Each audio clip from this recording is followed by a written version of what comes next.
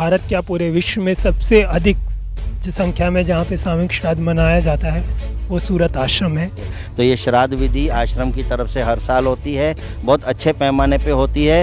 इतना सारा कार्यक्रम अच्छा हो रहा है और कर्मकांडी ब्राह्मण आते ऐसी विधि करवाते हैं। यदि चाहते हैं कि हम हमारे घर में उत्तम संतानें आएँ तो उसके लिए श्राद्ध करना जरूरी है, पितरों को तृप्त करना जरूरी है, उनके आशीर्वाद प्राप्त करना जरूरी है। यहाँ पे 25 सितंबर को रविवार के दिन मनाया जाएगा जिसका समय 8 से 12 है। अभी अपने घर पे करें तो कितना सारा खर्चा हो जाता है, वो केवल कम खर्चा में और बहुत अच्छा कार्य होता है सब। लेकिन वे पितर वहाँ पर विराजमान होते हैं और हमें आशीर्वाद भी प्रदान करते हैं और हमारी वस्तुएं भी ग्रहण करते हैं। कि आशाराम जी आश्रम के जितने भी आश्रम है लगभग 400 से अधिक जगह पे इस सामूहिक श्राद्ध का आयोजन किया जाता है। बाबू जी का आश्रम है, वहाँ तो कार्यक्रम होते हैं, लेकिन हर समिति में भी कई जगह पे कार्यक्रम हो रहा है। वो आप निकट के आश्रम में या समिति में जाके इस सामूहिक श्राद्ध में सहभागी हो सकते तो आश्रम के ऐसे पवित्र वातावरण में श्राद्ध का लाभ हमको सबको लेना चाहिए। 25 सितंबर के दिन रविवार के दिन ये कार्यक्रम होगा, तो आप अपने नज़दीक के आश्रमों में भी लाभ ले सकते हो और सूरत के आसपास जो लोग रह रहे हैं और सूरत के अंदर लाभ लेना चाहते हैं तो जो डिस्प्ले के ऊपर जो नंबर दिए जा रहे हैं उसके ऊपर आप संपर्क कर सकते हो। मैं आपकी जानकारी के लिए बता दूं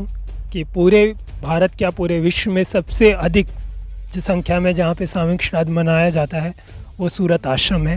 यहाँ पे पूज्य बापू जी के आशीर्वाद से सालों से बहुत अधिक संख्या में केवल साधक ही नहीं, बहुत सारे हिंदू धर्म को मानने वाले बहुत सारे लोग यहाँ पे आकर सामूहिक श्राद्ध में भाग लेते हैं। और ये अभी यहाँ पे 25 सितंबर को रविवार के दिन मनाया जाएगा जिसका समय 8 से 12 है।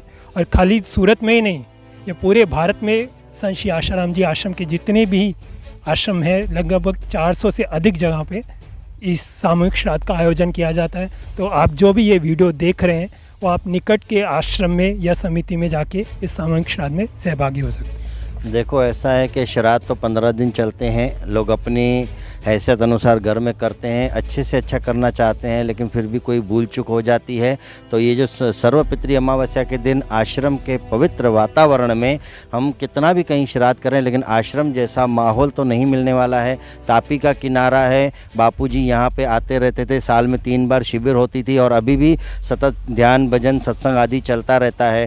तो ऐसे वातावरण में जहाँ पे गौशाला भी है, ऐसे वातावरण में हम सामूहिक श्राद्ध करते हैं तो अनुभवी ब्राह्मणों को बुलाया जाता है और वे ब्राह्मण लोग अच्छे विधि विधान से और आश्रम में किसी भी चीज़ की कोई कमी नहीं होने दी जाती है। थाली में जो जो वस्तुएं चाहिए उनका पूरी तरह से ध्यान रखते हुए उस श्राद्ध विधि को पूरा किया जाता है।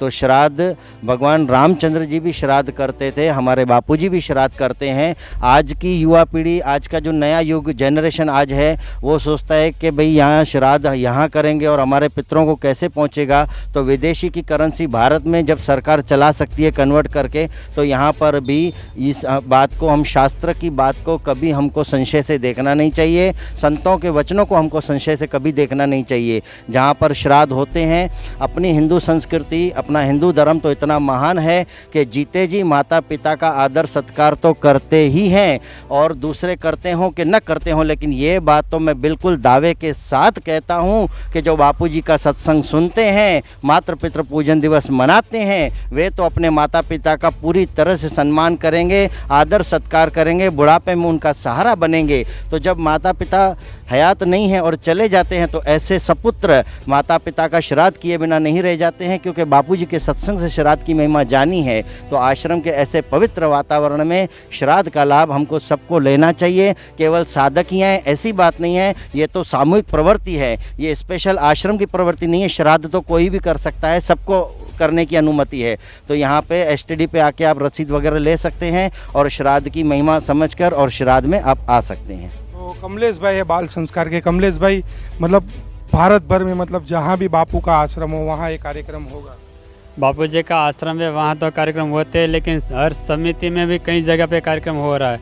इतना सारा कार्यक्रम अच्छा हो रहा है और कर्मकांडी ब्राह्मण आते ऐसी विधि करवाते हैं तो लोगों को पसंद भी है। और एक कार्य जो आप अपने घर पे करें तो कितना सारा खर्चा हो जाता है, वो केवल कम खर्चा में और बहुत अच्छा कार्य होता है। सब लोग बड़ी संख्या में आते हैं और हर साल एक कार्य हमारा रहता है। ये एक तरह से देखा जाए तो एक वर्ल्ड रिकॉर्ड है।